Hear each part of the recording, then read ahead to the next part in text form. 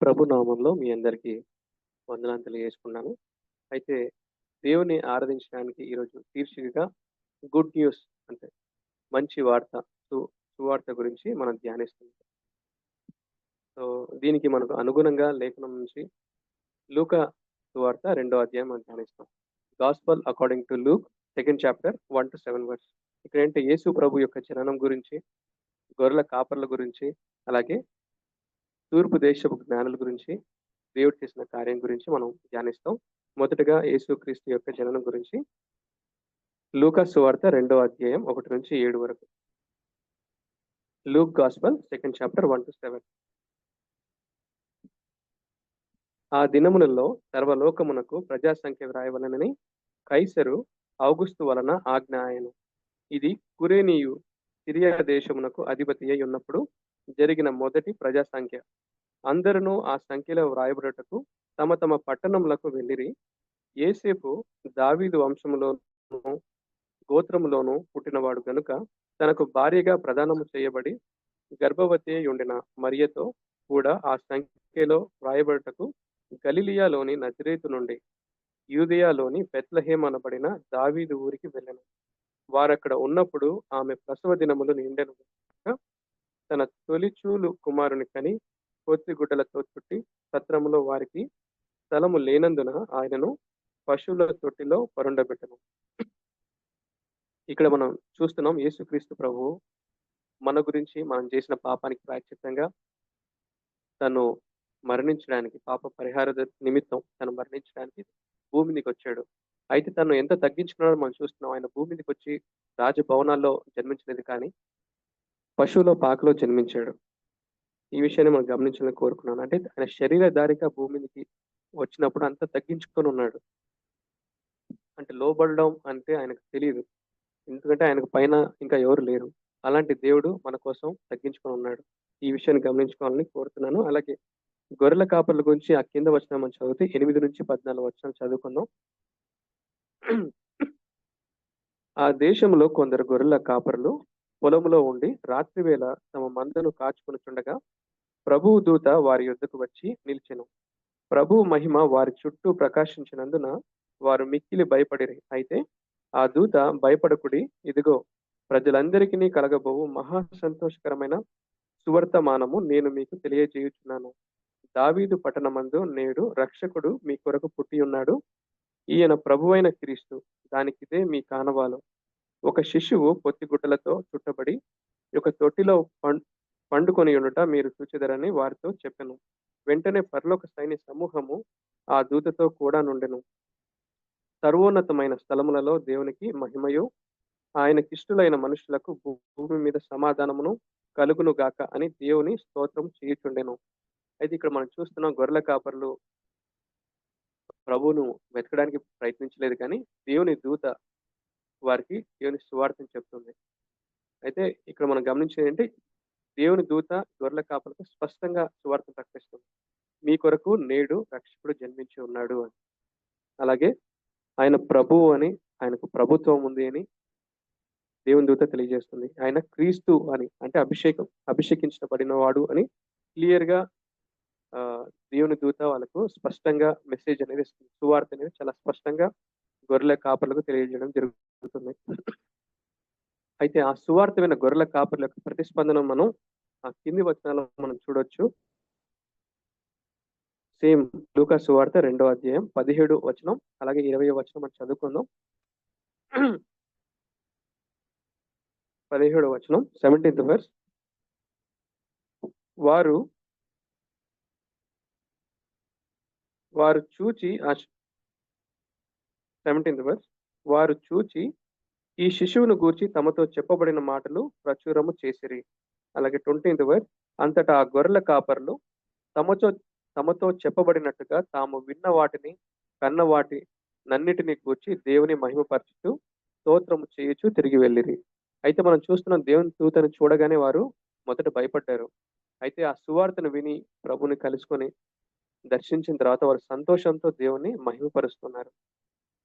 So ఈ విధంగా గొర్రెల కాపర్లు ఉన్నారు. అలాగే తూర్పు దేశపు జ్ఞానం గురించి మనం చూసినట్లయితే మత్తయి సువార్త 2వ అధ్యాయం 1-2 వచనాలు మనం చదవచ్చు.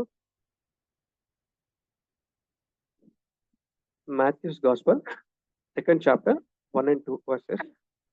రాజైన హేరోదు దినముల యందు యూదయ దేశపు బెత్లెహేములో యేసు పుట్టిన పిమ్మట ఇదిగో తూర్పు దేశపు జ్ఞానులు యెరూషలేమునకు వచ్చి, యూదుల రాజుగా పుట్టిన వాడెక్కడనున్నాడు? తూర్పు దిక్కున మేము ఆయన నక్షత్రము చూచి ఆయనను పూజింపవచ్చితిమని చెప్పిరి. ఇక్కడ మనం జ్ఞానుల్ని నిజంగా వీరు జ్ఞానులని ఎలా గ్రహించొచ్చు అంటే, వీరు తూర్పు దేశం నుంచి వచ్చారు. తూర్పు దేశం నుంచి యెరూషలేం వరకు వచ్చారు. ఒక నక్షత్రాన్ని చూస్తూ. అంటే నక్షత్రాలు అంటే అక్కడ ఒకే నక్షత్రం లేదు. ఎన్ నెంబర్ ఆఫ్ నక్షత్రాలు ఉన్నాయి. సపోజ్ మనం ఇక్కడ చూసుకున్నట్లయితే ఈ హాల్లోనే చాలా నక్షత్రాలు మనకు కనిపిస్తాయి బొమ్మలు. అయితే నిజంగా ఆకాశంలో చూసినట్లయితే చాలా నక్షత్రాలు ఉంటాయి. ఆ నక్షత్రాల్లో ఈ తూర్పు దేశపు జ్ఞానులు ఆయన నక్షత్రాన్ని గుర్తుపట్టారు. ఆయన నక్షత్రం ఎందుకు కనిపిస్తుందని ఆలోచించారు. ఆలోచించి ఆ నక్షత్రం ఏ ప్లేస్ లో ఆగిందో ఆ ప్లేస్ ని అంచనా వేసుకుని యెరూషలేం వరకు వచ్చారు. అలాగే అది దేవుని నక్షత్రం అని వారు గుర్తించారు. ఇంకా ఆయన యూద రాజుగా పుట్టాడు అని ఆ విషయాన్ని వారు గ్రహించి ఆయన ఆరాధించడానికి వచ్చారు. సో ఈ విషయాన్ని గమనించాలని కోరుకున్నాను. అలాగే ఇంకా 9వ మత్తయి సువార్త 2వ అధ్యాయంలో 9-11 వచనం మనం చూసినట్లయితే వారి సంతోషం చూడొచ్చు. యెరూషలేం వరకు వచ్చిన తర్వాత ఆ నక్షత్రం వాళ్ళకి కనిపించినప్పుడు అత్యానందపడుతున్నాయి. వాళ్ళు ఏం చేశారు అనేది 9-11 వరకు చదువుతున్నాను. వారు రాజు మాట విని బయలుదేరిపోచుండగా ఇదిగో తూర్పు దేశమున వారు చూచిన నక్షత్రము ఆ శిశువు ఉండిన చోటికి మీదుగా వచ్చి నిలిచి వరకు వారికి ముందుగా నడిచెను. వారు ఆ నక్షత్రమును చూచి అత్యానంద భరితులై ఇంటిలోనికి వచ్చి తల్లి అయిన మరియను ఆ శిశువును చూచి సాగిలపడి ఆయనను పూజించి తమ పెట్టెలు విప్పి బంగారమును సాంబ్రాణిని బోలమును కానుకలుగా ఆయనకు సమర్పించిరి. అయితే వీళ్ళు అత్యానంద భరితులై ఉన్నారు. ఇంకోటి ఏంటంటే వాళ్ళు ఆ ఇంటిలోనికి ప్రవేశించారు. అంటే యేసుక్రీస్తు ప్రభు పుట్టినప్పుడు ఆయన సత్రంలో పుట్టి సత్రంలో స్థలం లేనందుకు పశువుల పాకలో ఒక తొట్టిలో పరుండబెట్టారు. అయితే ఇప్పుడు జ్ఞానులు చూస్తే ఒక ఇంటిలోనికి ప్రవేశిస్తున్నారు. ఇక్కడ మనం సమయాన్ని అంచనా వేసుకున్నట్లయితే నియర్లీ 1 ఇయర్ పైన పట్టిండొచ్చు. సుమారు 2 సంవత్సరాలు కూడా పట్టిండొచ్చు. తూర్పు దేశం నుంచి యెరూషలేం రావడానికి, యెరూషలేంలో నజరేతు పట్టణానికి రావడానికి.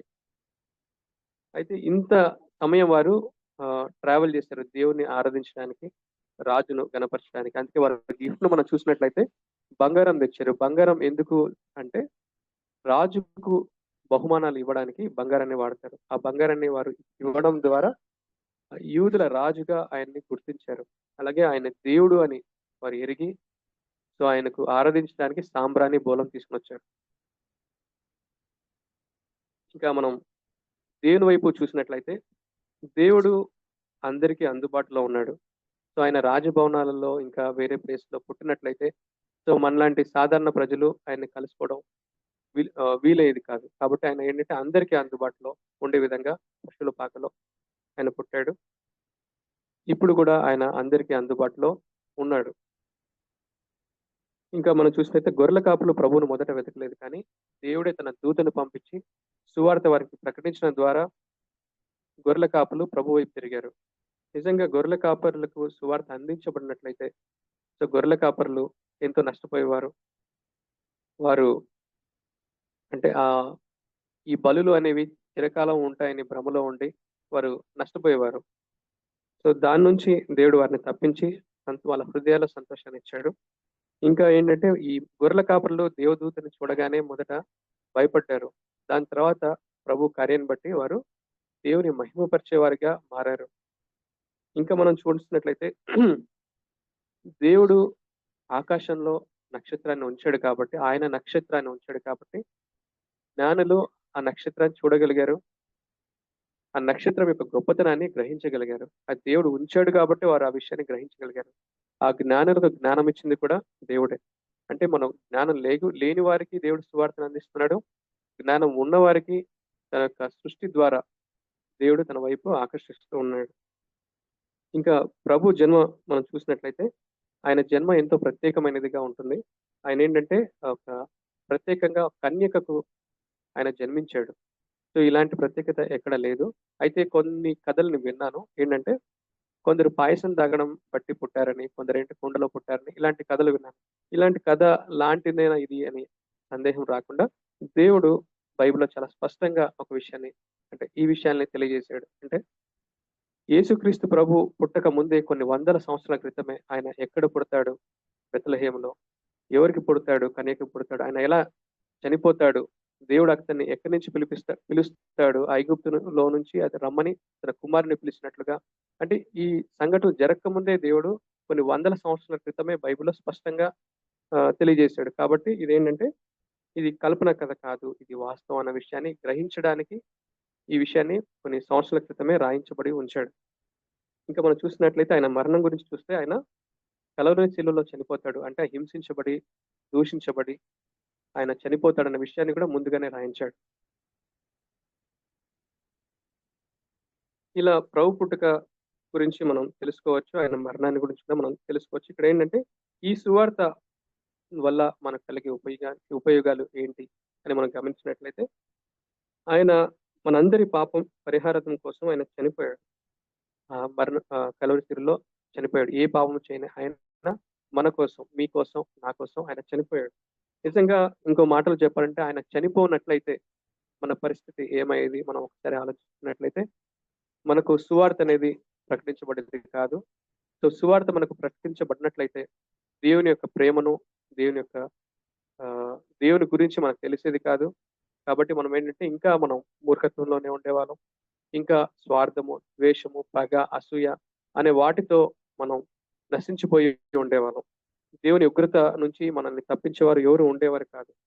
అలాంటి మనలను దేవుడు కరుణించి, తన కృప మన మీద ఉంచి, ఆయన మరణించి తిరిగి లేచిన విధానాన్ని బట్టి, సో, ఆయన మరణ పునరుత్థాన శక్తిని బట్టి సువార్త మనకు అందించబడింది. ఇంకోటి ఆయన వాక్యం మనకు అందుబాటులో ఉంది. మనం సరి చేసుకోవడానికి అనుదినం ఆయన వాక్యం ద్వారా మనతో ఈరోజు కూడా మాట్లాడుతూ ఉన్నాడు. ఇప్పుడు మన జీవితాలు మనం స్వార్థం, ద్వేషం ఇలాంటి వాటి నుంచి మనం జయిస్తూ ఇంకేంటంటే ఆత్మ ఫలాలు మనలో నింపుతున్నాడు.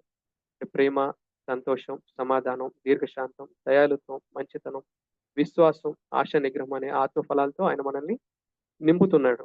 ఇంకా మనం గమనించినట్లయితే ఇంతకుముందు మనం స్వార్థపరులుగా ఉండేవాళ్ళం. ఇప్పుడు మన గురించే కాదు, మన ఇతరుల గురించి కూడా మనం ఆలోచిస్తున్నాం. వారి అవసరతల గురించి ఎరుగుతున్నాం. సో, వారికి సహాయం చేయగలిగే హృదయాన్ని దేవుడు మనకు అనుగ్రహించాడు. సో, ఇది కేవలం ఆ సువార్త ద్వారా, దేవుని యొక్క సువార్త ద్వారా మనకొచ్చింది. ఇంకా గొప్ప విషయం ఏంటంటే, ఈ సువార్త ద్వారా మన హృదయంలో గొప్ప సంతోషాన్ని దేవుడు నింపుతున్నాడు. ఈ సంతోషం ఎన్ని కోట్లిచ్చినా, ఎన్ని లక్షలు ఇంకా అంతకు మించి ఇచ్చినా, సో, ఈ సంతోషాన్ని మన హృదయంలోంచి ఎవరు కూడా తీసివేయలేరు. అలాంటి సంతోషాన్ని దేవుడు మన హృదయంలో నింపాడు. సో, కాబట్టి ఆయన చేసిన మేలను బట్టి ఆయన ఆరాధిద్దాం. ఆయన అందరికీ ఇచ్చిన సువార్తను బట్టి దేవుని ఆరాధిస్తాం. ఇంకా దేవుడు మన హృదయంలో ఉంచిన సంతోషాన్ని బట్టి, దేవునితో మనకిస్తున్న సమాధానాన్ని బట్టి, ఈ సమయాన్ని తీసుకొని దేవుని ఆరాధిద్దాం. Let us all stand, and those who can stand and worship the Lord.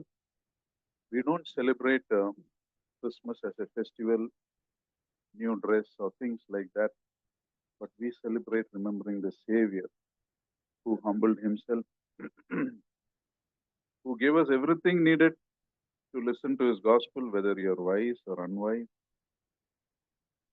Death is already foretold, so that it's not a surprise. God says, I already told you. His word is available for us, and we have access to this amazing joy of the Lord.